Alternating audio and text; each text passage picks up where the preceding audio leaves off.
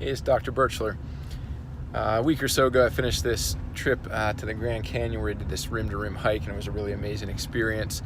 And some of the folks in the office, maybe some watching this, had congratulated me on that and said they saw pictures or videos, and I greatly appreciate that. And thank you for cheering me on in that experience. It was an amazing window into a few days of a different environment and beauty and challenge and stuff, and I just feel really blessed to have done that. Over the last few years, I've become accustomed to, as I'm living my life and doing things, to take some organized time to reflect on them, and that was something I never did when I was younger. I think a fair amount of time I was in action, doing things, and I might have been a fair amount of time in my head, but not necessarily in organized reflection. And in any case, after this experience, I did some reflection on it and wrote a few things down, some lessons learned, some observations, things like that. And these are kind of things that I usually just kind of keep to myself, frankly, in a journal, or I may share them with a few people close to me. I usually don't share them on a video like this, and I never presume that the thoughts that are in my head are going to be as interesting to somebody else as they may be to me. So that being said, enough people had mentioned this trip or saw some things and asked questions that I thought I would share a little bit of some reflection on that. So these are just maybe a collection of very short little episodes of the trip or some things I observed, and then there might be a lesson learned or a principle behind there. So not so much about the specifics of the situation, but the principle behind it. And maybe there'll be something in here that somebody gets a kick out of or finds valuable. But okay, so here goes. No particular order. All right, so first thing is to train appropriately for whatever you're attempting to accomplish. So there were some other folks going to this trip, even some folks in their 20s and 30s, and some people into fitness and training and things like that. And they were talking about their training, and they were doing short runs like 2 miles, getting their heart rate up high, and doing squats and training their legs and things like this.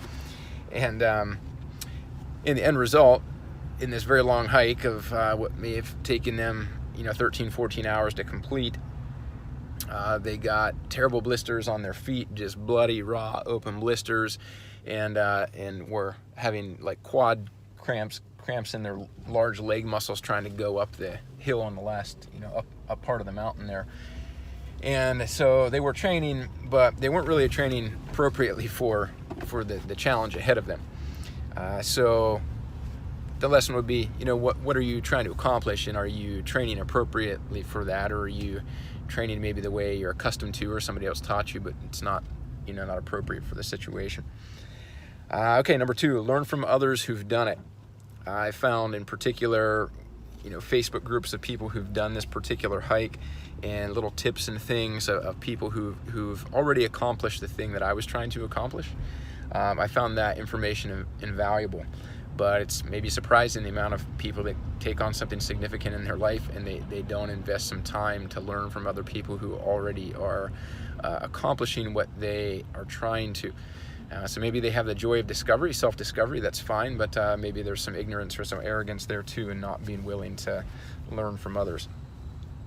All right, number 3, go at a speed that you can sustain for a long period of time. So try to avoid burnout, the tortoise and the hare kind of thing. But second to that, I was out there, and you got these hills, and you got the sun, and you're getting tired and everything like that. And secondary point to that is stay for whatever the journey is, and life may be the journey, a relationship may be the journey, a job may be the journey, maybe it's a physical thing, but go at a pace that's appropriate. And secondary to that would be try to recoup or rest and regain your strength while you're still moving forward. So it's okay to slow down, but try not to stop. So try to continue to make progress while you're actually re-energizing or regaining your strength. And that was something I tried to do there, is just keep moving forward little bit by little bit. Don't stop a lot. Don't lose your momentum. All right, number 4,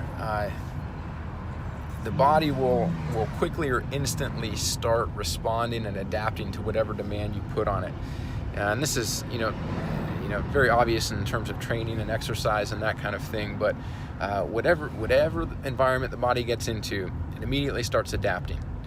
We flew in here from Beaver County and go out to the mountains, and it's 8,000 feet or something, and the air's thinner up there, and immediately within the next 24 hours, your red blood cells or things are starting to change in terms of your oxygen capacity, just in terms of hiking and training and all these kind of things, that your body quickly starts to gain strength.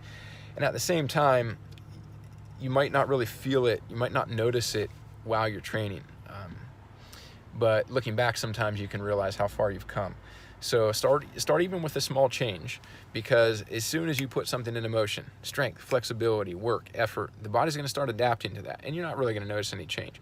But you do it consistently, and the body's going to be at a new level, and you can really make quite a bit of progress in a reasonable period of time.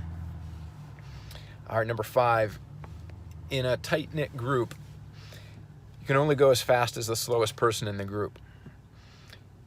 So that might be true in an employment setting, it might be true in a team or athletic setting, there might be some relational or family things in that, but in a tight-knit group, you can only go as fast as the slowest person. So lesson, choose your group wisely. To the extent that you have a choice of something like that, choose your group wisely. There's probably times in life we have these situations and we don't really feel like we can choose that. Maybe life gives that to us or something, but if you can choose your group wisely.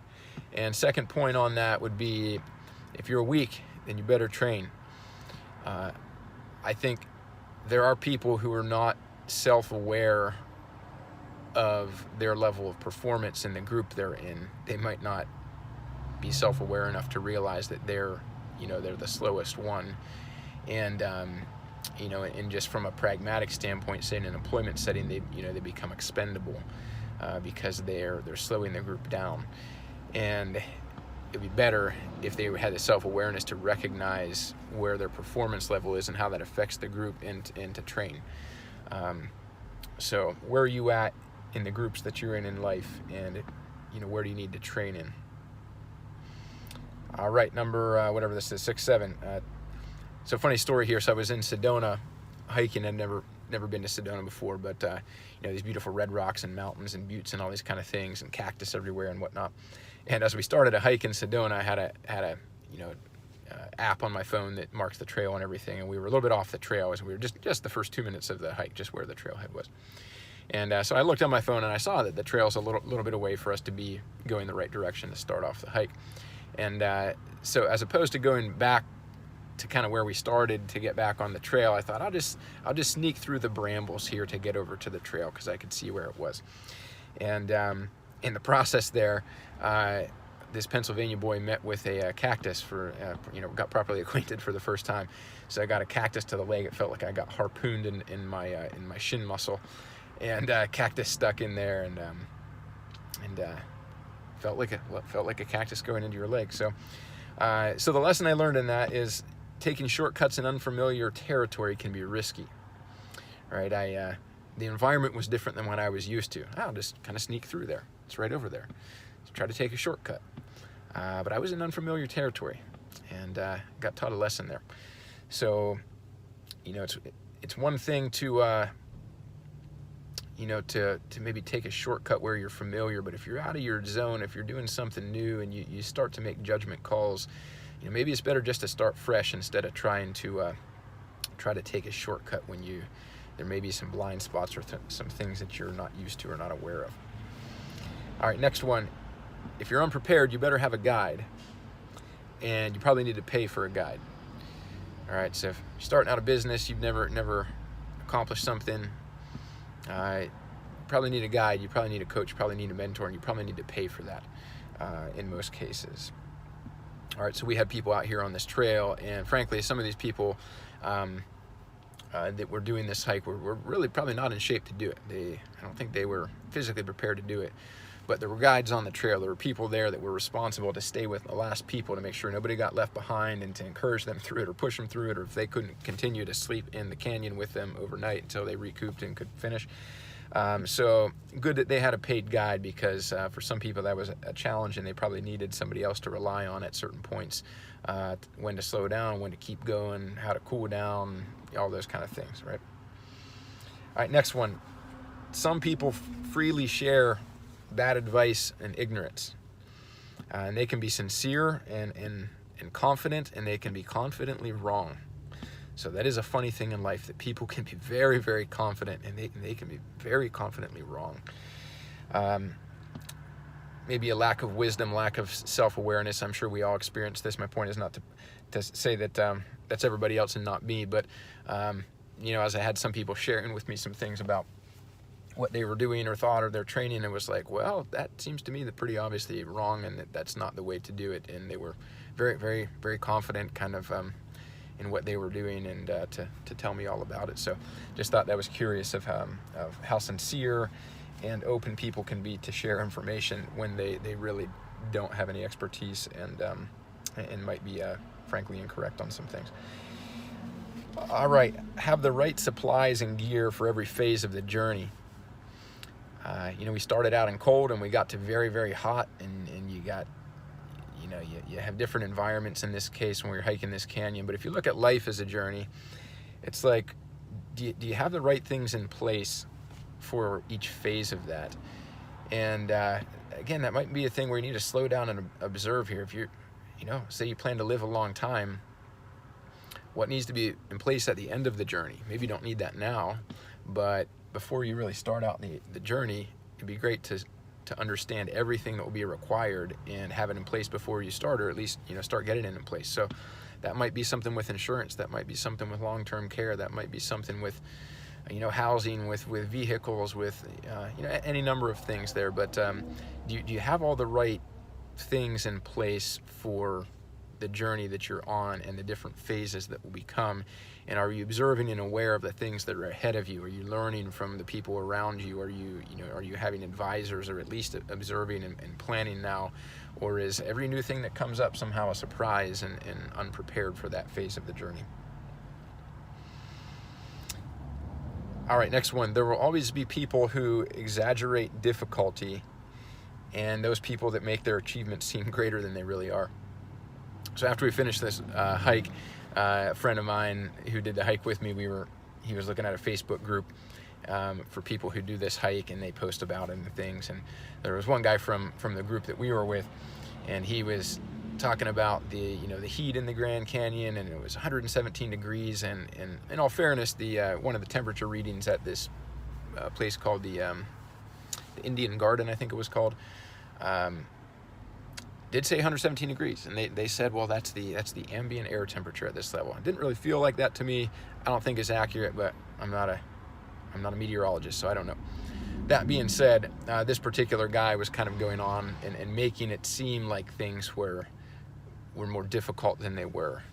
And I would have said, I don't even know if it felt like it was 100 at that particular spot, but he was going on and posting about this great difficulty of the heat and everything that was, he had to endure and things like that.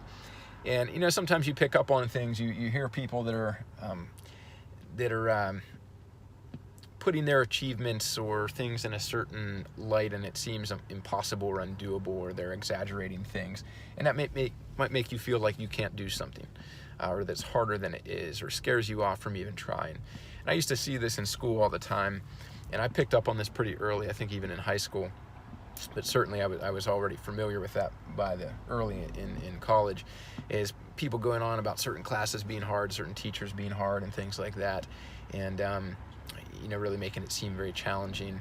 And I pretty quickly learned to tune that out and go, all right, I'm gonna do the best in that class that anybody's ever done. I'm not gonna have any issue with that.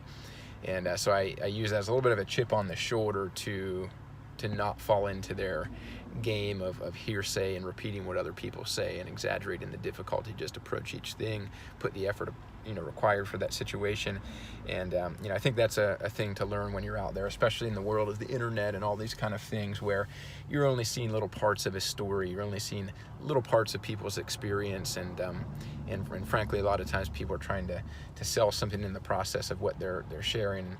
nothing wrong with that, but be aware that people can frequently exaggerate the difficulty of things, and don't let that deter you. All right, next one. Do hard things often so that regular things seem easy. And I was thinking, day after I did that rim to rim hike, got up the next day, and I actually felt pretty good. And I wanted to go do some more hiking. And so I did that. And but the hike I did, it was pretty hot, pretty steep, and it was a challenge there. And maybe normally that would have seemed harder, but when you're used to doing stuff that's much harder, much longer, much more challenging, regular things can seem easy. So I think in pertaining to physical training, that's pretty obvious, right? If you lift heavy weights, then a lightweight seems easy. But if you do things that are difficult regularly, then things can seem to be easy. So where can you challenge yourself in your life, and where can you challenge yourself in areas that you probably don't want to, that they're uncomfortable, and do things that are hard, that you don't like, you don't enjoy? They're hard in terms of time, in terms of effort, and do that kind of stuff often so that life seems kind of easy. And then last one here is a reflection I've had on a lot of different things in life, but as I was really appreciating the experience I got to have in this trip, I thought of all the things that had to be in place for me to be able to do that. And so the lesson there is that success and opportunity go multiple layers deep. And just as a little overview of that, if I rewind and I look at my life and I look at, here I am going and doing this trip to the Grand Canyon, was a really great experience, for me in my life, and maybe somebody's observing me have that experience. But I can easily look back and say, I wouldn't have the practice and the business that I have if I didn't have the parents that I have. So if I go way back, I wouldn't have had that opportunity if it wasn't for my parents, right? I can look at my wife. I had to have I have 5 kids. Somebody has to watch the kids. Somebody has to be willing to help me and allow me to have that adventure, and maybe shirk some of my responsibilities to go do this thing.